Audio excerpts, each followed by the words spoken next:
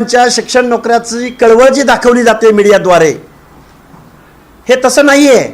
जरांगेंनी मुंबईकडे निघतानाच स्क्रिप्ट फोडली, हा राजकीय अजेंडा असल्याची। हा राजकीय अजेंडा कसा, तर ते म्हणाले की मी हे सरकार उलथवून लावणार आहे। देवेंद्र फडणवीसांचं सरकार उलथवून लावण्यासाठी आम्ही आजपर्यंत म्हणायचो की विरोधी पक्ष त्यामध्ये सामील असेल, पण आता मी जबाबदारीने सांगतो की सरकार उलथवण्यासाठी जसे विरोधी पक्षाचे आमदार खासदार त्यामध्ये सामील आहेत, तसंच अजितदादा पवारांचे आमदार खासदार त्यामध्ये सामील आहेत। हे मी जबाबदारीने सांगतोय। मी माझ्या पदरचं काही सांगणार नाही, मला पॉलिटिकल बोलायचंही नाही, पण जरांगे नावाच्या या चेहऱ्या आडून या महाराष्ट्रामधले आमदार खासदार सरकार अस्वस्थ करायचा प्रयत्न करतायत, सरकार बदलण्याचा प्रयत्न करतायत। आणि आरक्षण हा विषय नाहीये। माझ्या मराठा बांधवांना, तरुणांना माझी हात जोडून कळकळीची विनंती आहे, जरांगेंची ही जर मागणी मान्य झाली तर महाराष्ट्रातल्या ओबीसीचं आरक्षण संपलेलं असेल। कारण ओबीसीचं आरक्षण शासनकर्त्या जमातीपासून, राज्यकर्त्या जमातीपासून संरक्षण मिळण्यासाठी ओबीसीचं आरक्षण आहे।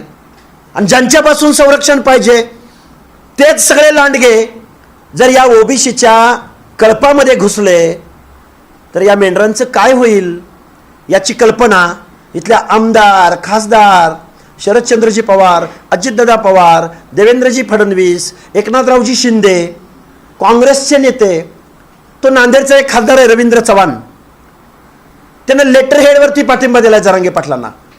जरांगे पाटलांना तुम्ही पाठिंबा देताय, ओबीसीच्या आरक्षणाबद्दल तुमची भूमिका जाहीर करा। म्हणजे ओबीसीचं आरक्षण तुम्हाला संपवायचंय का? तुमच्या स्पर्धेमध्ये इथला ओबीसी टिकेल का? हे सगळे प्रश्न आहेत। बेकायदा मागणी, बेकायदा आंदोलन, मुख्यमंत्री महोदयांना आमची विनंती आहे, कायद्यासमोर सगळे समान। लक्ष्मण हाके गेवराईत गेला, कुठल्याही प्रतिबंधाचा अध्यादेश नसताना, तर लक्ष्मण हाकेला नोटीस, FIR, आणि जरांगेनं मात्र रेड कार्पेट। खऱ्या अर्थानं गुन्हे दाखल होताना सुद्धा सामाजिक दुजाभाव या महाराष्ट्रात होतोय। तुम्ही म्हणताय अजित पवारांचे आमदार खासदार यामध्ये सहभागी आहेत, अजित पवार तर सत्तेत आहेत, त्यांची स्वतः सत्ता आहे, ते कशाला सत्ता उलथवायला कारणीभूत असतील, ते कशाला प्रयत्न करतील, तुम्हाला काय वाटतं? हाच विजयसिंह पंडितांना प्रश्न विचारावा, हाच प्रश्न रमेश सोळंकींना विचारावा। जे जरांगेनं इथपर्यंत येण्यासाठी गाड्या, फ्युएल, रसद पुरवली, ती कुणी पुरवली?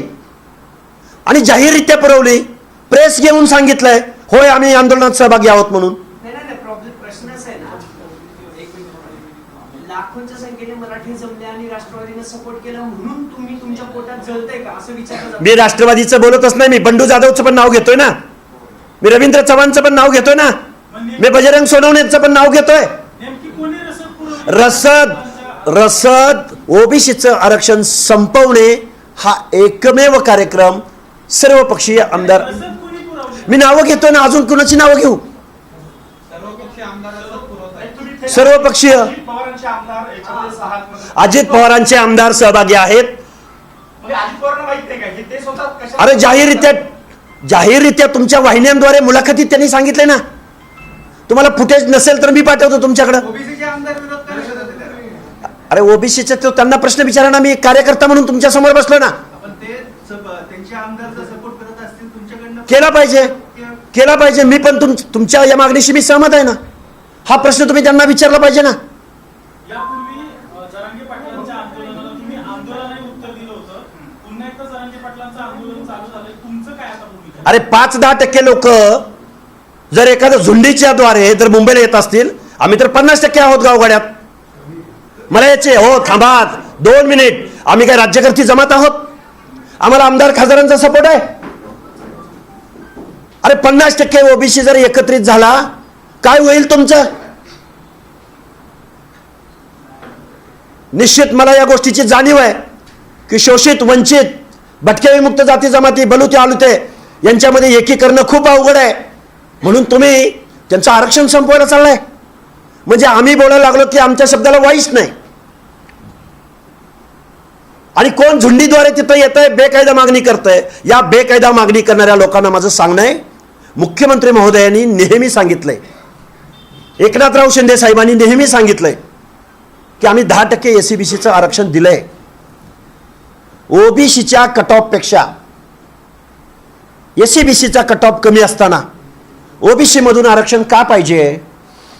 म्हणजे ओबीसीचं आरक्षण संपवणे हा एक कलमी आणि एकमेव कार्यक्रम आहे. तुम्ही म्हणजे अजित पवारांचे आमदार, दुसरीकडे अजित पवार यावर काहीच बोलत नाही गेले काही दिवस. मला एक सांगा, ज्या देवेंद्र फडणवीसांच्या मंत्रिमंडळामध्ये डेप्युटी सीएम पदावरती मांडीला मांडी लावून बसणारे अजितदादा पवार, ज्या दिवशी जरांगेकडून मुख्यमंत्र्यांची आईमाई काढली गेली, खरं तर हा प्रश्न अजितदादा पवारांना सहमत आहात तुम्ही याच्याशी?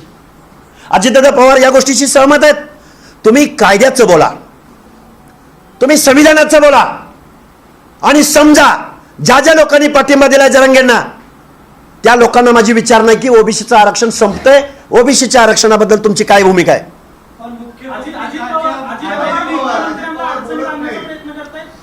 त्या जर त्यांच्या आमदारांना जर ते प्रश्न विचारत नसतील, सोळंकी आणि पंडितांना जर हे प्रश्न विचारत नसतील, तर साहजिकच अर्थ निघतो ना.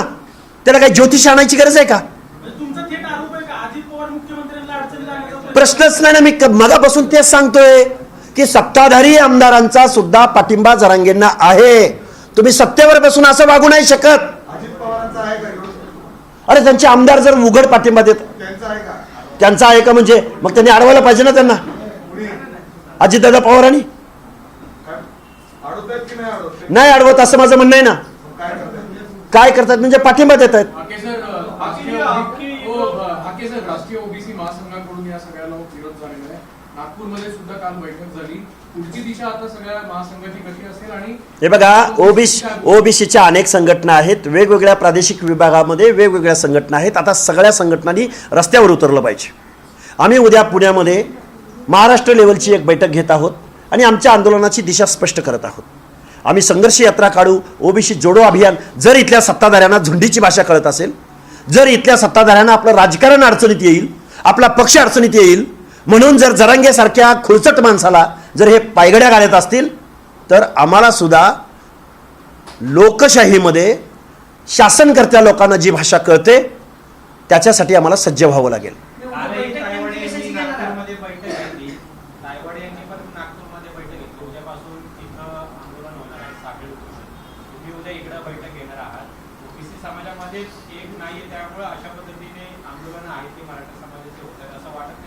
अहो, ओबीसी शोषित आहे, वंचित आहे, 200-300 जाती आहेत, भटक्या विमुक्त जाती अबकड आहेत, परत SBC आहेत, परत बलुते आलुते आहेत.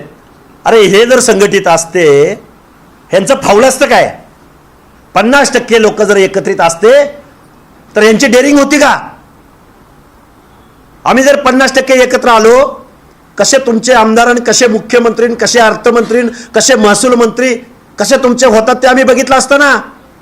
हे तर दुर्दैव आहे ना. येतील ना, येतील. हो, त्यांनाही माझं सांगणं आहे, ओबीसी मंत्र्यांनी मुख्यमंत्र्यांकडे जावं, शिष्टमंडळ घेऊन जावं, नसता तुम्हाला ओबीसी माफ करणार नाहीत.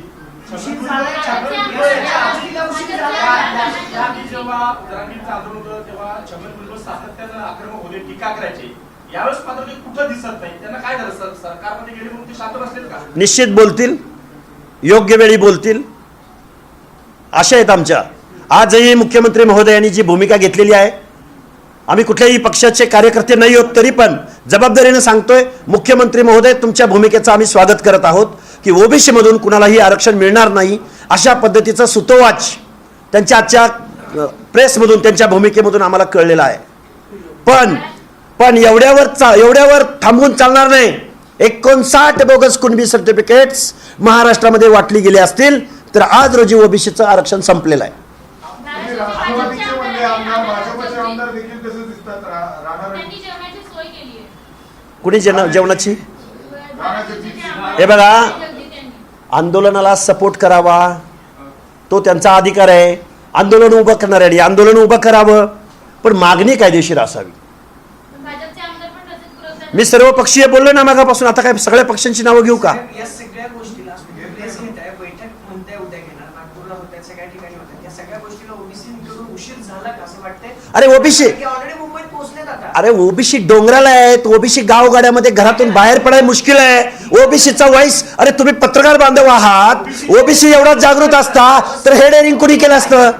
ही कारणं मान्य आहेत. आज जरांगे लाखोच्या संख्येने मुंबईत दाखल झाले तर दुसरीकडे हाके एकटेच प्रेस घेतात. पुण्यात तुमचे ओबीसी नेता नाही आहेत का? काय एकटा पाहिलं जातं? तुम्हाला एकटं पाहिलं जातं का? असं वाटतं. आरोप केला जातो असा की हाकेला एकट्यानेच मोठं हा. होतं ओबीसी नेता म्हणून बाकी या प्रश्नावर एखादा ठाकरे म्हणतायत की ओबीसी नेता आहे पण दिसत नाही आता, एकटे दिसतात इथे. हो, आरोप होतोय हे काय आहेत? तुम्हाला एकट्यालाच मोठं व्हायचंय तुम्हाला एकट्यालाच मोठं व्हायचंय. जरांगे पाटलावर टीका करण्याचा असा आरोप केला जातो. झाले का प्रश्न सगळे विचारून? झाले का प्रश्न? लक्ष्मण हाके या महाराष्ट्राच्या व्यवस्थेमधला अर्ध्याहून जास्त लोकसंख्येच्या प्रश्नावर संविधानिक प्रश्न उपस्थित करतोय. मला पाठिंबा जरी देत नसले तर मी चुकीचा आहे असा कोणता ओबीसी म्हटलाय त्याचं मला फक्त नाव सांगा. असा कुठला ओबीसीचा नेता म्हटलाय की लक्ष्मण हाके पूर्णतः चुकीचं बोलतायत? कुठला आमदार, कुठला खासदार किंवा कुठले मुख्यमंत्री अथवा कुठले उपमुख्यमंत्री असं बोललेत की लक्ष्मण हाके चुकीचं बोलतायत? आम्ही सवाल विचारलाय की मराठा समाजाचं इन्क्लुजन जर ओबीसी मध्ये झालं तर ओबीसीचं काय होणार? या प्रश्नाचं उत्तर, मी जे प्रश्न मांडतोय निश्चित मी मेंढपाळाचा पोरगा आहे, मी कुठल्या आमदार खासदाराचं पोरगा नाही, सर्वसामान्य आंदोलक आहे. पण मी आवाज उठवत असताना हा आवाज चुकीचा आहे. जर चुकीचं वाटत असेल, कायदा भंग करणारं वाटत असेल, मी शासन विरोधी वागत असेल, संविधान विरोधी वागत असेल तर या शासनानं मला उचलून आतमध्ये टाकायला हवं होतं. यातून एक स्पष्ट होतं की संपूर्ण ओबीसी समाज तुमच्या सोबत आहे की नाही हा प्रश्न निर्माण होतो. येऊ घातले. दुसरी गोष्ट, काही दिवसांपूर्वी माळी समाजाबद्दलचा एक व्हिडिओ तुमच्या सोशल मीडियावर गेला होता. त्यानंतर देखील अनेक ओबीसी समाजातल्याच नेत्यांनी तुमच्या सगळ्या लोकांना माहिती आहे. आत्ता ही जाती जातीत भांडायची वेळ नाही. जे काही कुणी केलं आणि दाखवलं त्या सगळ्या लोकांना माझी कळकळीची विनंती आहे. आज रोजी आमचा महाराष्ट्रातल्या अर्ध्याहून जास्त संख्येचा हा लढा आहे आणि हा लढा लढत असताना जिसका जमीर जिंदा है वो खुद पे खुद चलते आएंगे. तुमच्यासोबत आहे का ओबीसी प्रश्नच समाज नाही. आहे का? ते दिसत नाही. ओबीसी समाज आहे का तुमच्यासोबत? बर माझ्यासोबत नाही असं समजा, लक्ष्मण हाके चुकीचं बोलतायत असं समजा, ओबीसीचं आरक्षण संपवून टाका, देऊन टाका मराठा समाजाला. आणि ते दिलेलं आहे तुम्ही. झुंडीच्या जोरावरती ओबीसीला कोणीच बोलत नाही म्हणून तुम्ही आरक्षण संपवणार आहात. 50-50 हजार माणसं मुंबईकडे गेली म्हणून तुम्ही गावातल्या, मी कायम नावं घेतोय, कुंभाराचं काय, सुताराचं काय, लोहाराचं काय, परटाचं काय, नाभिकाचं काय, मेंढपाळाचं काय, बंजाराचं काय, ती माणसं बोलत नाहीत. याचा अर्थ त्यांना कळत नाही असं तुम्हाला म्हणायचंय? ते रस्त्यावर उतरत नाहीत याचा अर्थ त्यांचं आरक्षण संपवायचं आहे? संपवा, देऊन टाका मराठ्यांना आरक्षण. आणि थांबा 2 मिनिट. हाके साहेब, याच्याने प्रश्न सुटत नाही. ऐका. मी आत्महत्या करू का? 1 मिनिट ऐका ना. जीव देऊ का मग? ऐका ना, प्रश्न तर ऐका. याच्याने प्रश्न सुटत नाही. जरांगे ज्यावेळेस बोलतात त्यावेळेस समस्त मराठा समाज बोलतात. हाके ज्यावेळेस बोलतात त्यावेळेस सगळ्या जातीचं, ओबीसी म्हणून हाके बोलत नाही. एक. दुसरं, तुमच्या आत्महत्या करण्याला किंवा ओबीसीचं आरक्षण संपवण्याला प्रश्न सुटणार नाही. यावरती तुम्हालाही सगळ्या ओबीसी समाजाच्या नेत्यांना एकत्रित बसून मार्ग काढावा लागेल. तुमचा मार्ग काय असणार एवढंच सांगा. आम्ही ओबीसी बांधव सगळे एक येत आहोत आणि आम्ही ओबीसी हाच विषय घेतलेला आहे. तुम्ही जो माझ्यावरती आरोप केला की मी ओबीसी मधूनच बोलतो आहे, 1 मिनिट आरोप आम्ही नाही केला. सांगतो ना, कुणी केलंय त्यांचं नाव सांगा ना. विरोधक सांगितलं की विरोध कोण बोलले असं कुठं माहित आहे? हे सगळ्या चॅनलवरचे जे मराठा समाजाची लोक चॅनलवर जमले, म्हणजे चॅनलवरती पण मराठा समाज असं काही झालं का? ऐका ना. तुम्हीच बोला ना आता. जे आंदोलन मुंबईत जमलेत ना, ज्यांची मुलाखती सगळ्या चॅनलमध्ये घेतात, तिथून तुमच्यावरती आरोप होतात. मला एक पत्रकार बांधवांना माझी विनंती आहे, माझ्याबरोबर तुम्ही 1 तास अथवा 2 तास द्या. पुण्यामधल्या आउटस्कटला मी तुम्हाला सगळ्या भटक्या विमुक्तांची पालं दाखवतो, ओबीसी बांधवांचं काय जीवन आहे ते दाखवतो. महाज्योतीला पैसे मिळत नाहीत म्हणून आम्ही गिरगावच्या समुद्रात उड्या मारल्या. उद्या 31 तारखेला विमुक्त दिन आहे. त्या विमुक्त दिना दिवशी महाराष्ट्रातल्या भटक्या विमुक्तांची काय अवस्था आहे हे आम्ही तुम्हाला दाखवतो. आणि ओबीसी एकत्र येत नाही, ओबीसी बोलत नाही, ओबीसी नेते बोलत नाहीत म्हणजे तुम्ही ओबीसीचं आरक्षण संपवणार? यापूर्वी देखील ओबीसी समाज एकत्र आला होता. आंदोलनाला मोठी आंदोलन केली होती. आता जरांगे पाटील मुंबईमध्ये पोहोचले, तुम्ही मुंबईला मोर्चा वगैरे काय काढणार? आम्ही महाराष्ट्रामध्ये ओबीसी जोडो अभियान, ओबीसी संघर्ष यात्रा, ओबीसी आरक्षण बचाव यात्रा या टायटल खाली आम्ही महाराष्ट्रामध्ये आंदोलन करणार आहोत हे मी सांगत आलोय. पण आम्ही एक जण कोणतरी गेलाय आणि आपण तिथं जायचं अशी भूमिका कधी घेतली का आम्ही? आता तरी घेतलेली नाही. आम्ही आंदोलन करणार आहोत ना. अरे 2 दिवस थांबा ना, मी वेळोवेळी बोलतोय. तुम्ही मुख्यमंत्र्यांचं स्वागत करताय, मात्र तेच मुख्यमंत्री राज्याचे गृहमंत्री आहे. एवढ्या झुंडीनं लोक आले, एवढ्या गाड्या झाल्या, हवे जाम झाला, कायदा सुव्यवस्था मुख्यमंत्र्यांना नाही जमत का? हे बघा, लोकशाहीमध्ये आंदोलन करण्याचा, रॅली काढण्याचा, 1 मिनिट, रॅली काढण्याचा, परत उपोषणाला बसण्याचा अधिकार आहे. पण आताचं जे काही न्यायालयाने जे निर्देश दिलेले आहेत, आता गणपतीचा उत्सव डोळ्यासमोर ठेवून, त्या ग्राउंडची कपॅसिटी डोळ्यासमोर ठेवून, मुंबईतल्या रस्त्यांची रहदारी डोळ्यासमोर ठेवून काही निर्देश दिलेले आहेत. लोकशाहीमध्ये आंदोलन करण्याचा अधिकार आहे. याच्या अगोदर लाखोंचा जनसमुदाय, अनेक आंदोलनं महाराष्ट्रात झालेली आहेत ना. त्यामुळे तुम्ही लोकशाही विरोधी मुख्यमंत्रीही वागू शकत नाहीत. पण या गोष्टीची कल्पना आहे, बीड ज्या पद्धतीनं पेटलं, बीडमध्ये बीडमध्ये जी विस्फोटक परिस्थिती निर्माण झाली, ती परिस्थिती मात्र मुंबईमध्ये होऊ शकते. हे मी जबाबदारीनं तुम्हाला सांगतो. यापूर्वी छगन भुजबळ मोठ्या प्रमाणामध्ये बोलत होते आंदोलनाच्या वेळी. यंदा छगन भुजबळ बोलत नाहीये. तुम्हाला अडवलं जातं, अटक केली जाते, तुम्हाला पोलीस ताब्यात घेऊन जातात, आणि इकडे एवढ्या झुंडीनं लोक आले. त्या आझाद मैदानावर 5,000ची क्षमता सांगितली आहे, आता जवळपास 50,000 लोक आले, जाम झाले सगळं. त्यांच्यावर का कारवाई करत नाही सर? हे बघा, हा सामाजिक दुजाभाव आहे. गृह विभागाकडून असेल, पोलीस प्रशासनाकडून असून, सत्ताधाऱ्यांकडून असेल. आम्हाला हॅबिच्युअल अफेंडर्स ॲक्ट आत्ता पण लागू होतो ना. गावात एखादा गुन्हा घडला की पहिल्यांदा विमुक्त जातीनंच अटक केलं जातं, उचलून आणलं जातं, मारहाण केली जाते.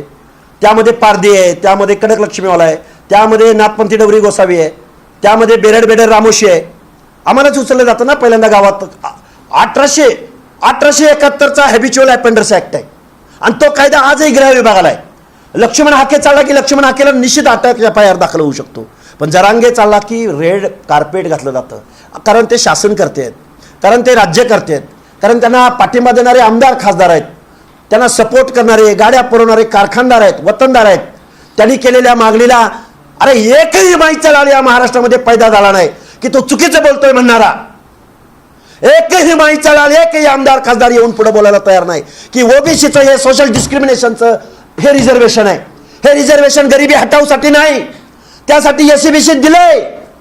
तरी सुद्धा इथला शासनकर्ता वर्ग जरांगेला रेड कार्पेट घालतोय. जरांगे नावाची एक छोटी काडी होती, काडी, तिचं ज्वालामुखीत रूपांतर करायला उद्धवराव ठाकरे, शरद पवार, वेगवेगळे मंत्रिमंडळातले सदस्य, आमदार, खासदार जबाबदार आहेत. आणि ओबीसीचं आरक्षण संपवणं हा एक कलमी कार्यक्रम या महाराष्ट्रातल्या मराठा आमदार, खासदार आणि सर्व पक्ष प्रमुखांचा आहे.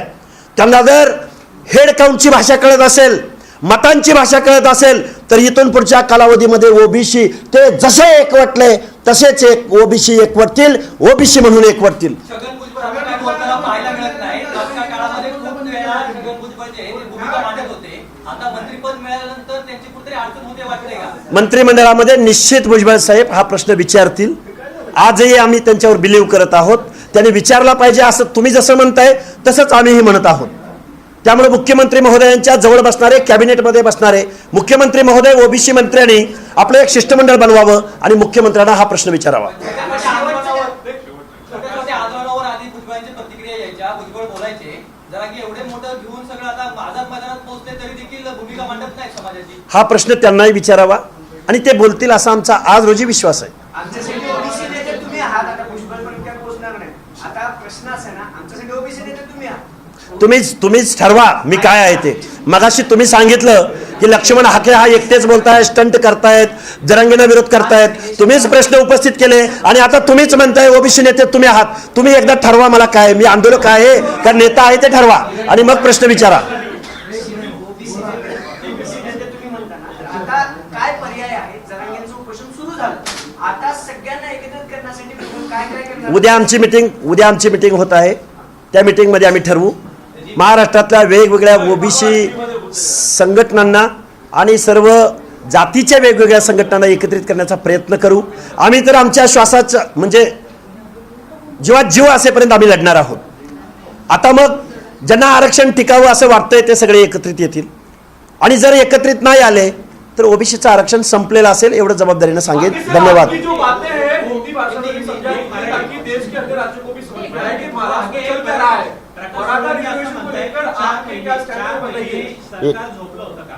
काय सोळंकी आता म्हटले की 4 महिने सरकार झोपलं होतं का?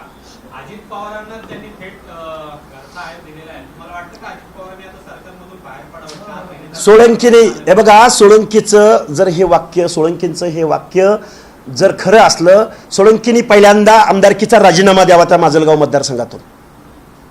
त्या विजय पंडितांनी पहिल्यांदा आपल्या आमदारकीचा राजीनामा द्यावा. बजरंग सोनवणे, वळवाच्या पावसात खासदार झालेला माणूस, त्याने पहिल्यांदा आपल्या खासदारकीचा राजीनामा द्यावा आणि जरांगेच्या आंदोलनात या प्रश्नावर उतरावं. द्यावा ना राजीनामा.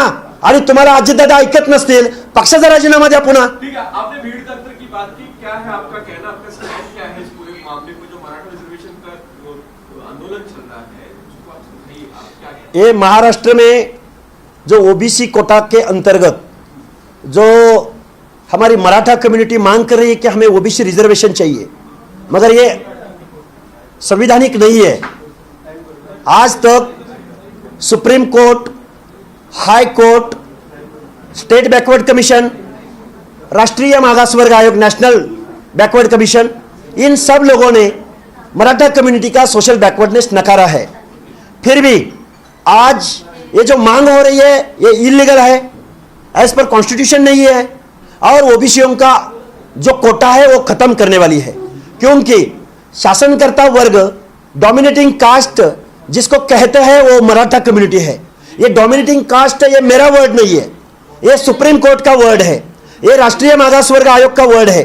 अगर डोमिनेटिंग कास्ट अगर ओबीसी रिजर्वेशन में शामिल होती है तो ओबीसी ये डोमिनेटिंग कास्ट के स्पर्धा में, कंपटीशन में बच नहीं पाएगा. उस दिन ओबीसीओं का रिजर्वेशन खत्म होगा. जिस लोगों से, जिस डोमिनेटिंग कास्ट से हमें प्रोटेक्शन मिलना चाहिए, इसलिए हमें मंडल आयोग की तहत हमें जो ओबीसी रिजर्वेशन मिला है, सोशल जस्टिस मिला है, 1994 में मिला है, ये ओबीसी रिजर्वेशन खत्म हो जाएगा. ये मैं बहुत जिम्मेदारी से, जवाबदारी से आपके सामने रख रहा हूँ. साजिश इधर के जो एमपी है, एमएलए है, ऑल पार्टीज, ये सब लोग उनको सपोर्ट कर रहे हैं. क्या आप मुंबई जाओगे?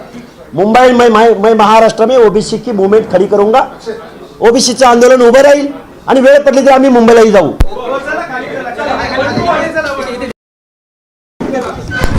इथेच बसूया, तिथेच. ए दीप, ए दीप, हा हा 1-2 मिनिटं. दीप चल रे.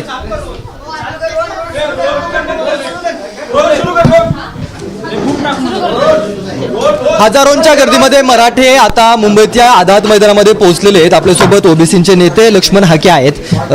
आझाद मैदानामध्ये जरांगे पोहोचतील की नाही अशी सगळ्यांना शंका होती. हजारोंची गर्दी पाहायला मिळते. ओबीसीचं आरक्षण संपू नये एवढीच आमची अपेक्षा. मुख्यमंत्री महोदय असोत किंवा वेगवेगळ्या पक्षाचे आमदार खासदार असोत, तुम्ही फक्त ओबीसीचं आरक्षण, आणि असं जर झालं तर ओबीसी तुम्हाला माफ करणार.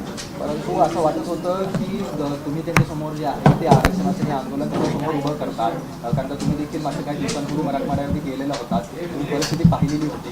तुम्ही आंदोलनाची भूमिका तुमची पुढची काय असणार आहे, कारण का त्यांनी जी आहे ती संतत आणि आक्रमक भूमिका घेतली. हे बघा, आम्ही जरी एकत्रित येऊन मुंबईला जरी आज रोजी जाऊ नाही शकलो तर आम्ही भविष्यात जाणार नाही असं नाही.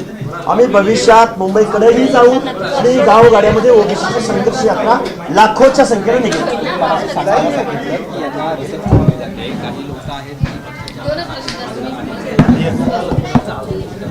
उघड त्यांनी सांगितलेलं आहे, उघड आमदार खासदारांनी भूमिका घेतलेल्या आहेत. मी आता तुम्हाला नेत्यांना दाखवतो, जरांगेंना पाठिंबा दिल्याचं मोठमोठे बॅनर लावलेले आहेत, गाड्या पुरवलेल्या आहेत, डिझेल पुरवलेलं आहे. मुख्यमंत्री महोदयांकडे गृह खातं आहे, गोपनीय रिपोर्ट घ्या.